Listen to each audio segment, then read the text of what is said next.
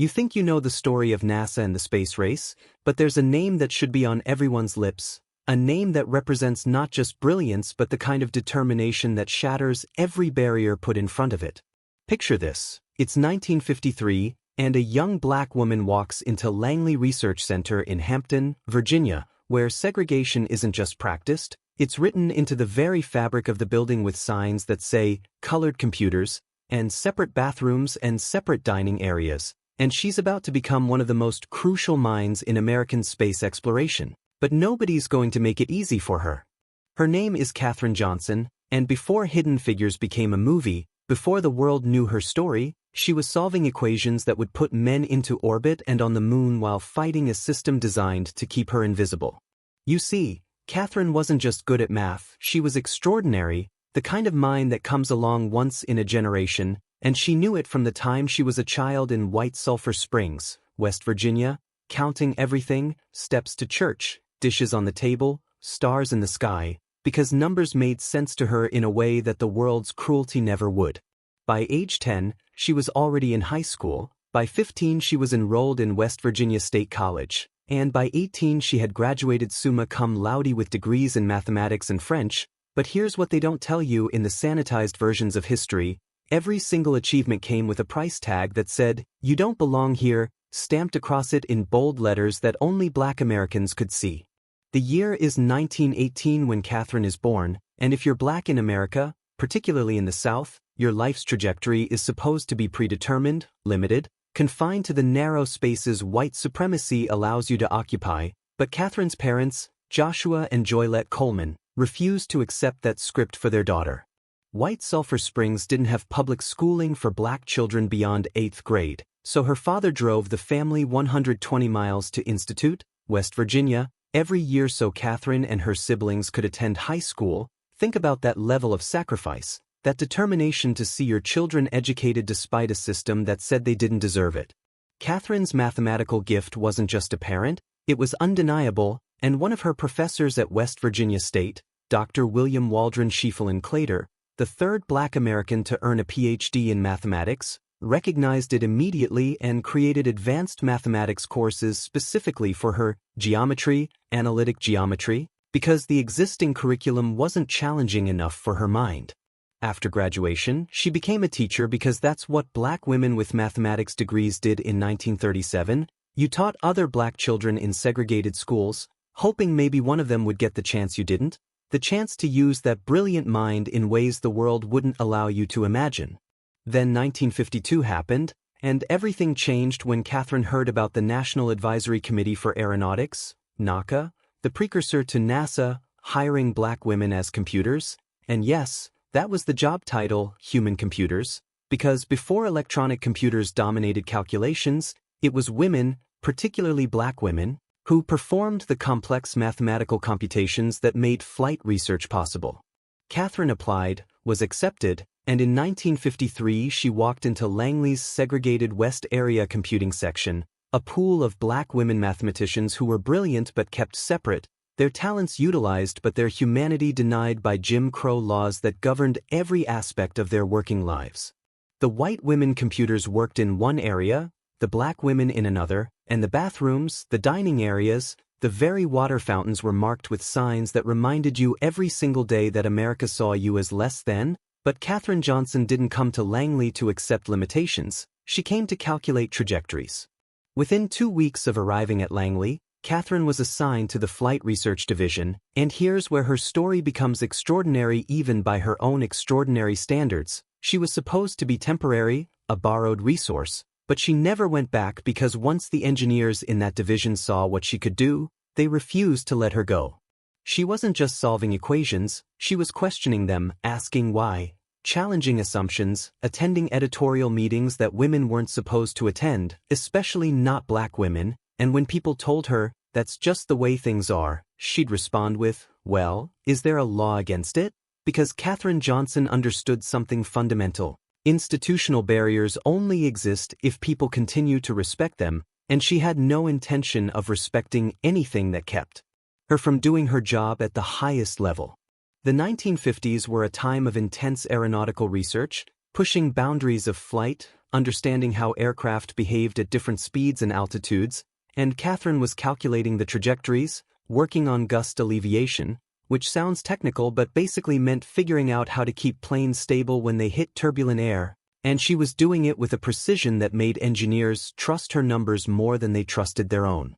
Then the space race began, October 4, 1957, when the Soviet Union launched Sputnik, and America collectively panicked because we weren't first, we weren't winning, and suddenly the entire focus of American aerospace shifted from flying high to flying beyond the atmosphere entirely, and Katherine Johnson found herself at the center of the most important scientific endeavor in American history.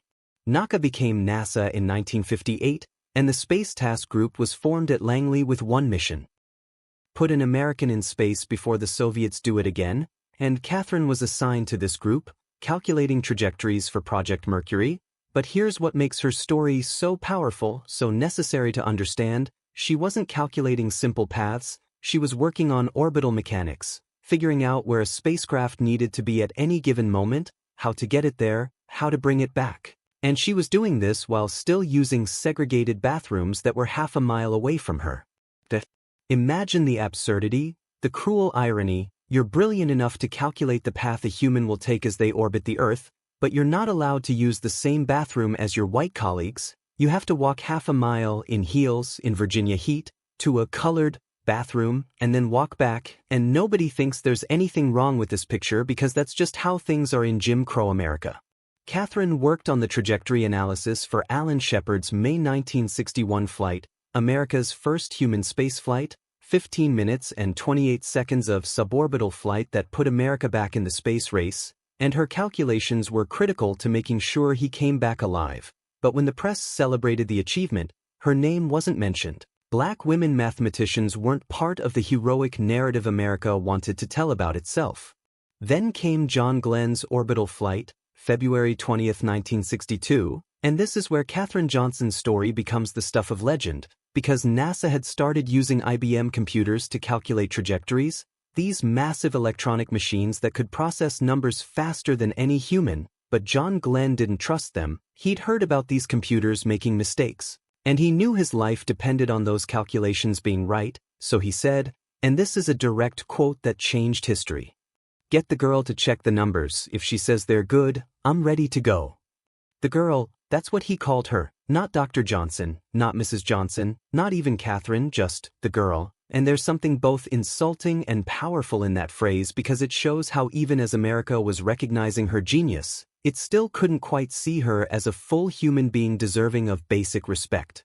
Catherine checked the numbers, all of them, running through the calculations by hand, verifying the computer's work, and when she said they were correct, John Glenn climbed into Friendship 7 and became the first American to orbit the Earth, completing 3 orbits in 4 hours and 55 minutes. And he came home alive because Katherine Johnson's calculations were flawless.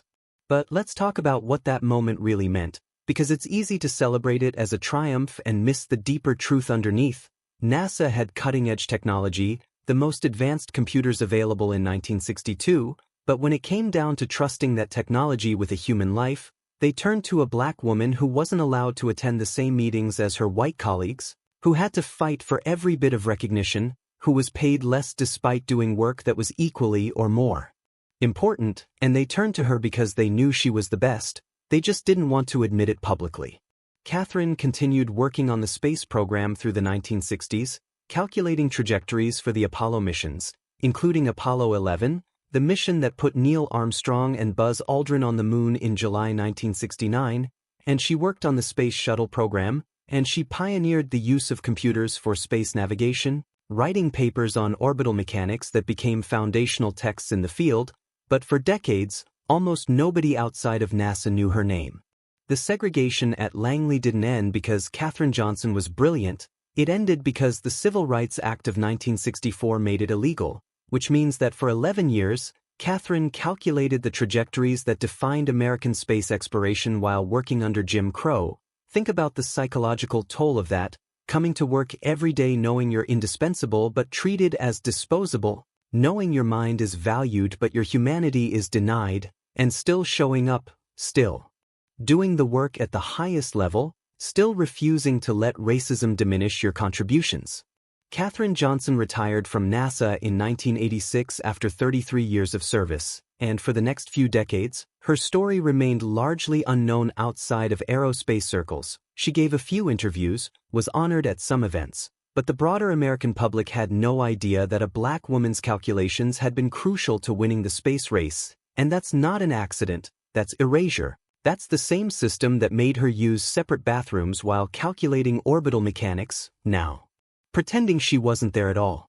Then in 2016, Margot Lee Shetterly published Hidden Figures, the book that told Katherine's story along with those of Dorothy Vaughan and Mary Jackson, other brilliant black women at NASA, and suddenly the world was paying attention. Suddenly Katherine Johnson was getting the recognition she deserved for 60 years, and that same year, she received the Presidential Medal of Freedom from Barack Obama. And in 2017, the movie adaptation of Hidden Figures brought her story to millions more people. But here's what we need to understand about Katherine Johnson's legacy. It's not just about one brilliant woman overcoming obstacles. It's about a system that consistently undervalued, underpaid, and erased the contributions of black Americans even as it depended on those contributions for its greatest achievements. NASA got to the moon on the backs of black women's calculations, and then spent decades acting like those women weren't there, like their work didn't matter, like their genius was somehow less worthy of celebration than the white male astronauts and engineers who got all the glory. Katherine Johnson died on February 24, 2020, at the age of 101, and by then the world knew her name, knew her story, but how many other Katherine Johnsons are there in American history? Brilliant black minds who solved impossible problems and got nothing but segregation and erasure in return. How many stories are still hidden because we've been taught that genius looks a certain way and has a certain color, and anything that doesn't match that image must not be worth remembering? The building at Langley where Katherine worked is now named the Katherine G. Johnson Computational Research Facility, and there's a certain poetry to that. The same institution that made her use colored bathrooms now has her name in gold letters on its facade. But let's not pretend that naming buildings fixes the fundamental problem, which is that America has always had a complicated relationship with black excellence, simultaneously depending on it and denying it, utilizing it and erasing it, celebrating it when it's convenient and ignoring it when acknowledgement might require confronting uncomfortable truths about systematic racism. Katherine Johnson wasn't just a mathematician who worked for NASA. She was a black woman who beat a system designed to break her, who walked half a mile to use a segregated bathroom and then came back to her desk and calculated trajectories that would take humans to the moon, who heard, "You can't," and "You shouldn't," and "That's not how we do things," and responded by doing it anyway, who looked at Jim Crow and looked at NASA and decided she was going to excel despite both of them. Her story matters not because it's exceptional, though it is, but because it's representative of countless black Americans who did extraordinary things while being treated as ordinary at best and invisible at worst, who changed the world while being denied basic dignity, who built America while America pretended they weren't there. So the next time someone talks about NASA and the space race, about American ingenuity and the triumph of the human spirit, remember Katherine Johnson. Remember that the calculations that got us to the moon were done by a black woman in a segregated building in Virginia. Remember that genius doesn't have a color but racism does, and it works very hard to make sure we forget the contributions of people who don't fit the narrative we want to tell about ourselves. Katherine Johnson's legacy isn't just in the trajectories she calculated or the missions she made possible, it's in the door she kicked open for every black girl who loves mathematics, who looks at the stars and wants to calculate their distance, who refuses to accept that her brilliance should be limited by the color of her skin, and that legacy, that defiant excellence in the face of systematic oppression. That's what we need to remember, share, and celebrate, because these stories aren't just history, they're a reminder that black Americans have always been essential to American achievement, whether America wanted to admit it or not, and the only question is whether we're finally ready to tell the truth about that.